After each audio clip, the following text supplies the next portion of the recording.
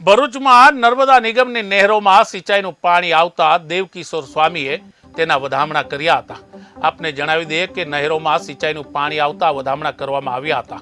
નહેરમાં ફૂલ અને શ્રીફળ વધાવી આ પાણીના વધામણા કરાયા। નહેરની સાફ સફાઈને લઈને કર્મીઓનો પણ ભારે ઉઘડો લીધો હતો। જંબુસર આમોદ તાલુકાના ખેડૂતોમાં આ સિંચાઈનું પાણી આવતા ખુશીનો માહોલ પણ જોવા મળ્યો હતો અને આ સિંચાઈના પાણીથી ખેડૂતોને મળતા પાકને જીવતદાન પણ મળશે। ખેડૂતો સહિત નગરપાલિકા સદસ્ય અને આગેવાનો આ વધામણા માટે મોટી સંખ્યામાં નહેર ઉપર ઉપસ્થિત રહ્યા હતા।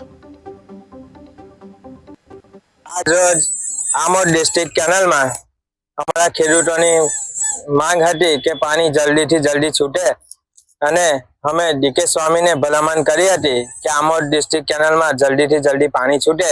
એ માટે ડીકે સ્વામીએ નહેર ખાતાને બી વાત કરી હતી અને જલ્દીથી જલ્દી પાણી આવી ગયું છે। અમારો પાક બગડતો હતો કપાસનો, એના કારણે જલ્દી પાણી આવ્યું છે। તો ડીકે સ્વામીનો અમે ખૂબ ખૂબ આભાર વ્યક્ત કરીએ છીએ બધા ખેડૂતો વતી। આજરોજ આમોદ શહેર તથા આમોદ તાલુકામાંથી પસાર થતી આમોદ ડિસ્ટ્રિક્ટમાં નર્મદા નહેરનું પાણી છોડવામાં આવ્યું।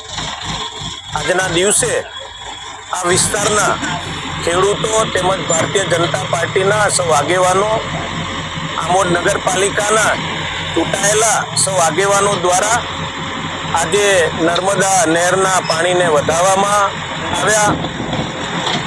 આજના દિવસે હું મા નર્મદાના ચરણોમાં પ્રાર્થના કરું કે નર્મદાના પાણી દ્વારા ખેડૂતોમાં જે ખુશહાલી પ્રસરી છે, તો સરકાર અને ભૂપેન્દ્રભાઈ પટેલ અને એમના વિભાગના તમામ અધિકારીઓને આજના દિવસે હું ખૂબ ખૂબ અભિનંદન પાઠવું છું। જે વિસ્તારમાં અને જે નહેરોમાં સાફ સફાઈનું કામ બાકી છે, તો એને પણ ઝડપથી પૂર્ણ કરી એ વિસ્તારના ખેડૂતોના તેલ સુધી પાણી પહોંચે એવી પણ આજના દિવસે આ તમામ અધિકારીઓને સૂચના આપવામાં આવી।